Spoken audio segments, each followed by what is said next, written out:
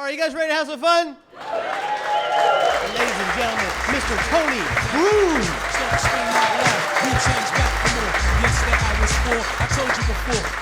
I am Mexican Hawaiian, which I know is a confusing pizza. I know that. I'm Mexican Hawaiian, but I look like a Native American pug, and that bothers me. Those of you laughing, fuck you. I do think it's time in society for us to start legalizing drugs for EMS workers. I think that would solve a lot of problems.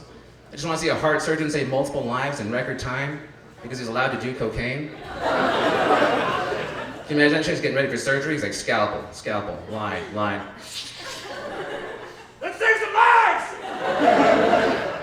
Be awesome. I like it. Gotta do what you gotta do. Yeah. How much do those things cost? What, the camera? No, the clappy thingy. Too much. Yeah, that's what I was thinking.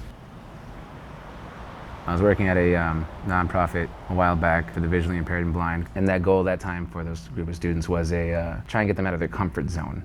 So I told them, if I try something that I'm afraid of, you guys have to try something you're afraid of. So I was deathly afraid of public speaking, but I've always wanted to try stand-up comedy. I tried it, I fell in love immediately, and this might sound mean to say, but I have no idea if those kids did anything with their lives because I fell in love with comedy so fast.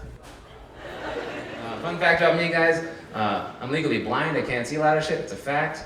I know Braille, which is kind of cool. They taught me that at a young age. That being said, the scariest thing I've ever read in Braille is a do not touch. I don't know why you're laughing. That shit's scary. Imagine that shit. It's like, do not touch. Fuck! What have I done? I got two different eye conditions. One's called retinoschisis. The other one's called keratoconus. Retinoschisis, it's in the name, it's got to do with your retinas. I was born with both of them. The retinas didn't fully develop. Keratoconus has to do with your corneas. It doesn't really affect me anymore because I'm used to it now. I'm 31 years old. I've been living with it for a while, so I don't think it really hit me because when you're a kid, you don't think about that kind of stuff. Being told you're blind and you can still see colors and stuff. It's like, I'm not blind, and you gotta tell the eye doctors, but the eye doctors don't have anything good to say. I was like, that doesn't look good. I'm like, well, you don't look good, man. I'm fucking 7. And I get it. I can see less than people. I can't drive. I gotta be real close up to things to see them.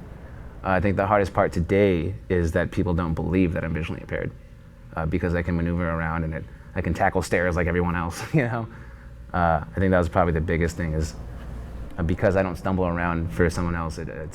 I'm faking it now. I didn't overcome or adapt to whatever I had to go through. So I think that's the biggest thing that really goes through. Oh, and also dating sucks.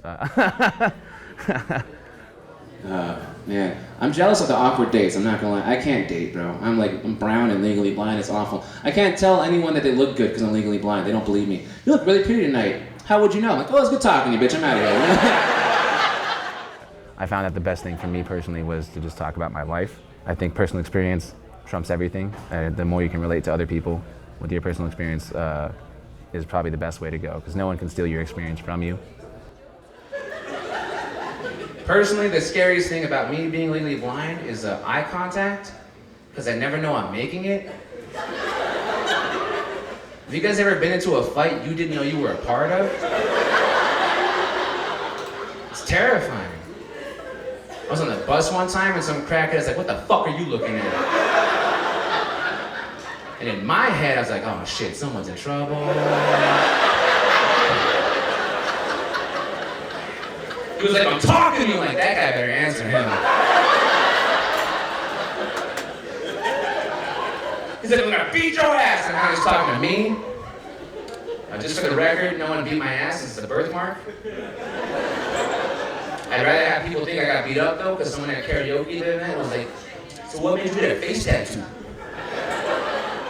It's like, what part of this makes you think I wanted it, bro? If anything, it looks like someone tried to rub it off, like, you're like, I should roll this shit. Crushing in a big show is probably one of the better drugs you'll ever feel.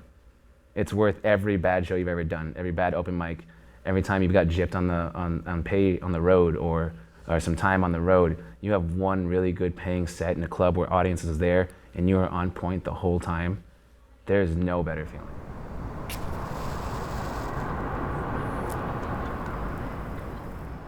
I used to have this thought, this was a few years ago, what would 12-year-old me think of me right now? A lot of self-reflection came from doing stand-up comedy. A lot of stuff I didn't know about myself until I went on stage and tried to share myself to the crowd or the world was a big part for me. I feel like I grew as a person doing that. There is absolutely nothing wrong with chasing something that makes you happy and knowing that it is possible. Like, I don't have a lot of success as far as like, you know, notoriety or whatever, but for me personally, I'm doing pretty freaking good for myself, and I think some of my work speaks for that. And not a lot of people know who I am at Tucson, but I know that there are people who do, there are venues who know who I am, and they know there are people who trust me to put on a good show whenever they need me. If those kids that I was working with saw, or if I could tell them right now what I'm doing, if I could tell those kids anything, it's just don't let being young ruin getting older. Fear is always a thing when you're young, but when you get older and you realize that fear was a silly thing to be scared of, just keep doing it, man. Don't let all that shit bog you down, because the adult you's gonna have to pay for it later. And have fun doing it. There's no use of doing something forever that you don't love. Well, why wouldn't you try doing something you love? I'm gonna end with a true story, man. This is when I was going to college, when I had hopes and dreams. Yeah, you know. I was talking to this girl for like an hour before class. I had my cane and everything. She goes, "So, why do you have a cane?" So the first thing that came to my mind, I'm like, oh, it's because I'm deaf. She goes, really? I was like, thank you, see you later. I took off. I didn't want to deal with that shit, you know? So naturally, I took her home. And it's fucked up. There's no fun sexual sayings for a disabled guy, you know? Like, you always hear, once you go black, you never go back. You never hear, once you go blind, you don't know where you are. You know, no one's ever said that. And she didn't even wait till the next morning. She just goes, so, is it contagious? Right? That's fucked up. I didn't say shit, but 6 of my blind friends, they came out with hoods and canes and they go, one of us, one of us, one of us. Now she thinks she's Mexican.